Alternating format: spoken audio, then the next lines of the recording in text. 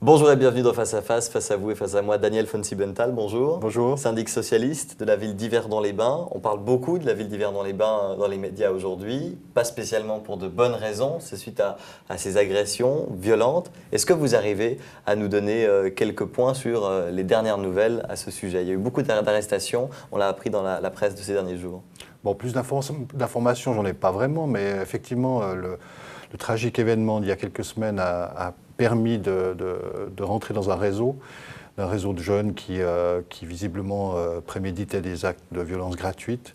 Et voilà où on en est aujourd'hui. Ces gens sont entendus, sont incarcérés pour certains. Et j'espère qu'on me fera toute la lumière sur cette problématique. Bon, le terme de réseau donne l'impression qu'on est quasiment dans une mafia. Ce sont des jeunes d'Yverdon-les-Bains qui discutaient via WhatsApp, via les réseaux sociaux. Est-ce que vraiment réseau, c'est le bon mot pour qualifier ça? Alors, le problème, c'est pas vraiment un réseau mafieux, évidemment pas, mais le problème, c'est la préméditation. C'est que les gens se mettent ensemble, discutent via les réseaux sociaux et préparent un coup. Et ça, c'est déjà l'antichambre de quelque chose de plus grave et c'est bien de les trouver et d'agir au bon moment. Bon, vous savez comment fonctionnent les médias. On parle d'Yverdon-les-Bains avec la violence. Une fois qu'on l'a fait 2-3 fois, on attribue Yverdon-les-Bains à la violence. Est-ce que la situation d'Yverdon-les-Bains est inquiétante selon vous? Elle n'est pas inquiétante de manière générale. Je crois que le commun des mortels, l'adulte, la personne âgée n'est pas du tout en danger à Yverdon-les-Bains. Mais c'est vrai que parmi les jeunes, on sait qu'il y a ce type de phénomène, soit de la violence particulièrement gratuite. à Yverdon-les-Bains ou non, notamment c'est dans les milieux urbains, on va dire de manière générale. On voit qu'à Lausanne, on a eu des histoires à monter, à Vevey aussi. Il y en a un peu partout. Et ça c'est plus inquiétant parce que c'est les jeunes entre eux qui ont ces problèmes, c'est eux qui se mettent en danger ou qui mettent en danger les autres sans se rendre compte de la gravité de leurs actes, de la violence qui est là maintenant un peu partout, sans qu'on y prenne garde finalement. Ça devient commun, ça devient quotidien et on n'a plus l'impression que les jeunes sont vraiment conscients de la gravité de ces actes. Il y a une incompréhension de la part de la police, des adultes, des journalistes. Personne ne comprend vraiment pourquoi on en est arrivé là. On parle de problématiques de territoire, de jeu. Est-ce que vous comprenez ou vous êtes aussi, ma foi, dubitatif face à ce qui se passe? Non, mais les problèmes de clans, de territoire, il y en a toujours eu. Enfin, c'est un phénomène que moi j'ai connu aussi quand j'étais petit. On l'entend à Paris, dans les cités, à Yverdon-les-Bains, un peu moins quand même. Oui, mais c'est pas tellement ça qui est inquiétant. C'est que chacun doit faire son territoire et puis l'adolescence c'est fait pour ça, c'est pour créer son territoire. C'est pas ça qui est problématique. Ce qui est problématique, c'est vraiment la violence. C'est l'acte. Parce qu'avant, on avait des bagarres, on avait des choses, mais de moins grande gravité, alors de loin. Et je crois que c'est vraiment ce phénomène-là qui prend de l'ampleur et qui est vraiment inquiétant. Vous avez commencé par rassurer, par nous dire qu'il n'y avait pas de problème pour les personnes âgées, pour les gens normaux qui se baladaient à Yverdon-les-Bains.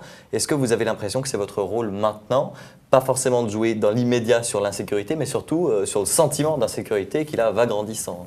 Alors le sentiment d'insécurité évidemment grandit chaque fois qu'il y a un événement ou des informations telles que celle-là dans la presse. Ça provoque un sentiment d'insécurité plus grand. Donc on doit lutter là contre, mais c'est extrêmement difficile. C'est du travail à long terme, c'est de la présence policière, la présence des travailleurs sociaux hors mur, c'est des contacts, des réseaux. Nous aussi on en crée avec les jeunes pour qu'ils parlent, pour qu'ils se rencontrent, pour qu'ils discutent de ces problèmes-là. Et ce qu'on constate dans ces derniers événements, c'est que finalement il y a beaucoup de gens qui n'osent pas parler parce qu'ils ont peur. Ça c'est le deuxième problème, c'est pas seulement la violence. Parler de quoi? Dire, dénoncer par exemple un jeune qui serait violent dans leur quartier, c'est ça? Alors c'est dénoncer les actes de violence, c'est déposer plainte lorsqu'on a le courage de le faire, parce que c'est vrai qu'on a peur des représailles et des fois on n'a pas le courage de le faire, mais c'est au moins d'en parler entre eux, d'en parler avec leurs enseignants, d'en parler avec les travailleurs sociaux hors mur qui sont là pour ça, même si ça ne se finit pas par une plainte, mais au moins que les phénomènes soient sortis, ne restent pas cachés. Parce que le problème de l'acte qui reste inconnu, comme on a vu que c'était le cas, provoque d'autres actes puisqu'on est impuni et on peut le faire impunément sur le domaine public, sur le domaine privé, sans que personne ne le sache, sans que personne ne dise rien. Et ça, c'est un véritable problème. J'ai une image à vous montrer, c'est un dessin qui provient du Matin, caricature du dessinateur Ben. Regardez et dites-moi ce que vous en pensez. Ah ouais, c'est intéressant, je la découvre maintenant. Ouais. Vous y êtes représenté, alors donc on je vous me voit. reconnais, là, voilà. Spectateur, du changement du panneau de Yverdon-les-Bains en Yverdon-les-Bains de sang. Et on vous sent un peu énervé par sur le dessin en tout cas. Ouais, c'est sûr que nous, on travaille depuis de très nombreuses années, depuis des événements qui sont encore antérieurs à l'affaire Michael sur la place de la Gare ou à la sortie du train. On travaille depuis très nombreuses années pour lutter contre cette image qui nous collait un peu à la peau.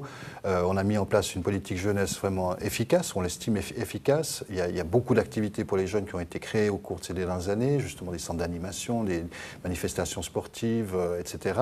Et c'est un travail qui, pour moi, porte ses fruits. Et il suffit d'un événement ou de phénomènes tels qu'on les a connus ces derniers jours pour que tout tombe à l'eau quelque part et qu'il faille remonter la pente, qu'il faille réexpliquer ce qu'on fait, pourquoi on le fait, comment on le fait et quels sont les effets. C'est des effets qui ne sont pas immédiats, qui ne se voient pas, mais je suis sûr qu'ils sont là. Mais vous vous êtes senti, un peu comme sur le dessin, spectateur de ce changement d'image? Évidemment qu'on est spectateur. Au moment où ça se passe, on n'a plus grand moyen d'agir. On n'a pas les possibilités de dire c'est pas comme ça, ou si on le dit, c'est pas entendu, c'est pas compris. Et ça peut même être mal interprété, on va dire, il minimise. Voilà, exactement, ouais. Ce que certainement certains m'ont pensé en m'entendant aujourd'hui. Pas forcément. Mais c'est pas pour minimiser, mais c'est pour dire, mais regardez aussi la face visible de la Lune et pas seulement la face cachée. Il y a des belles choses qui se passent, et je pense que durant ces 10 dernières années, on a vraiment fait un gros travail de fond qui doit être poursuivi, et ces événements montrent bien qu'on n'a jamais gagné contre ces phénomènes-là, que le travail avec les adolescents, c'est un travail permanent qui nécessite beaucoup de ressources, beaucoup d'attention, d'écoute, et on ne doit jamais lâcher prise. Revenons sur ce sentiment d'insécurité, si vous êtes d'accord, avec un angle politique. C'est le cas aussi à Lausanne, dans d'autres villes, vous l'avez dit. Vous êtes un élu socialiste. Est-ce que vous pensez que ça pourrait, ma foi, aller contre vous, ce sentiment d'insécurité, parce que le Parti socialiste n'est pas le parti qui mise le plus sur cette thématique de l'insécurité et de la sécurité?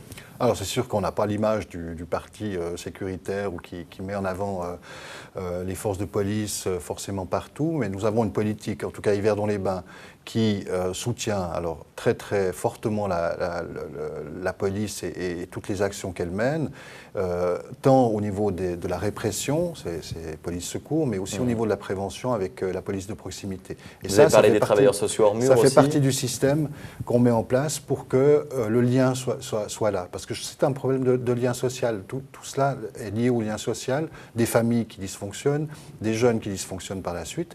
Et il faut travailler avec elles, il faut les identifier. C'est pas toujours facile d'entrer dans les familles, d'aller dans les appartements et de voir ce qui se passe. Les gens sont ça, cachés, c'est votre discours, on l'entend bien. Mais est-ce que vous pensez que les gens d'Yverdon vont réfléchir comme vous sur cette thématique-là? Alors, ça se fait. De nouveau, c'est un travail de longue haleine. Il faut qu'ils comprennent qu'eux aussi sont responsables, que chacun d'entre nous sommes responsables de la situation dans laquelle on se trouve aujourd'hui et qu'on a des moyens d'agir, des moyens de réagir et d'agir par rapport à ces phénomènes-là. Encore une fois, ça ne se fait pas du jour au lendemain.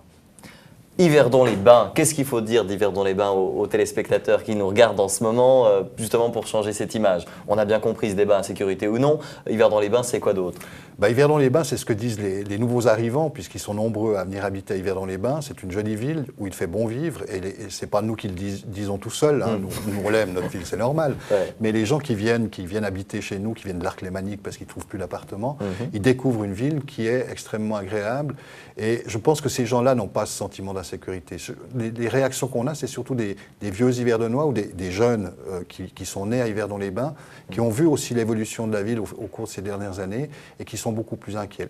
Les nouveaux arrivants, ils voient la place Pestalozzi, ils voient la vieille ville, ils voient le lac, ils voient les activités multiples. Culturelles. Il y a beaucoup de théâtres à Yverdon-les-Bains. Il y a 3 théâtres, il y a plusieurs musées, il y a la Maison d'Ailleurs, il y a vraiment plein de choses qui se passent à Yverdon-les-Bains. Pas la vie nocturne ou peu, ça c'est Lausanne qui s'en charge, mais ça viendra aussi, il ne faut pas désespérer. Est-ce que ce n'est pas un problème, justement, l'absence de vie culturelle nocturne, de clubbing, ces jeunes qui partent à Lausanne et ceux qui restent à Yverdon-les-Bains qui s'embêtent? On sait que ça c'est dangereux. Hein. Oui, ça c'est un phénomène qui existe. Alors je n'aimerais pas être dans la situation de mon collègue de Lausanne qui doit gérer des situations difficiles.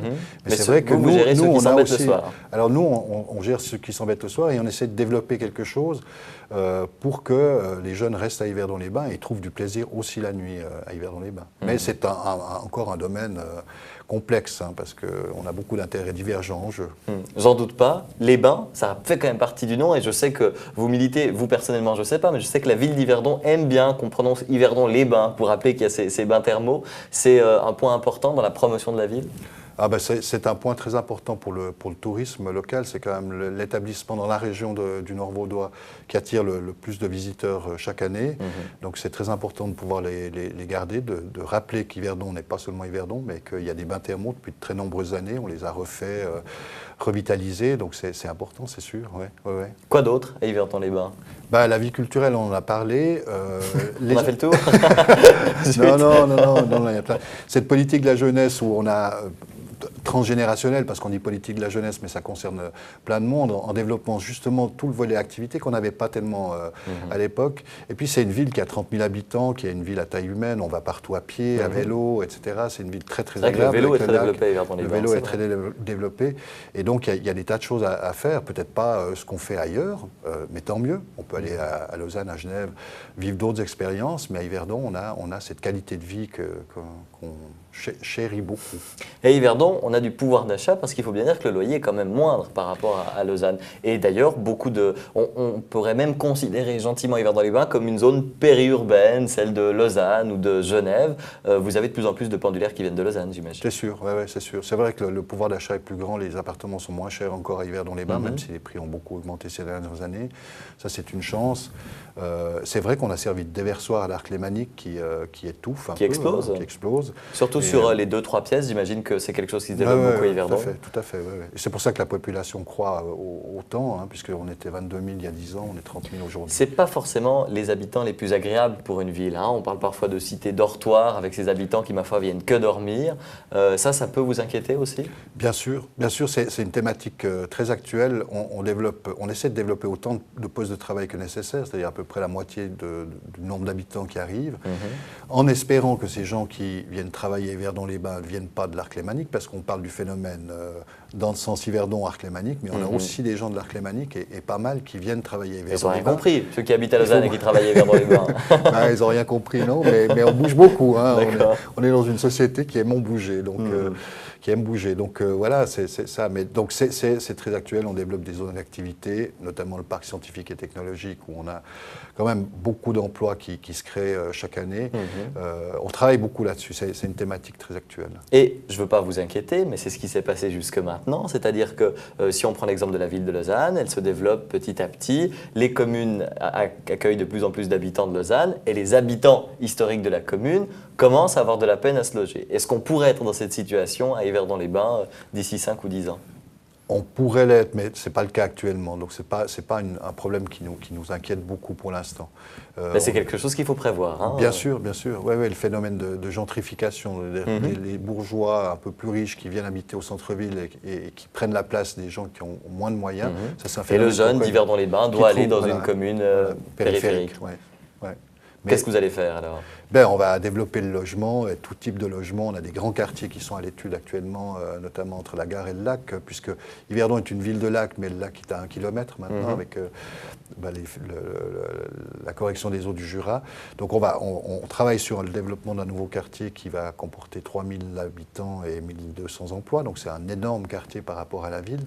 Et là-dedans, on trouvera tout, de la PPE au logement subventionné. Dans ces prochaines semaines, on imagine que la polémique va gentiment redescendre, qu'on parlera peut-être un peu moins d'Yverdon-les-Bains.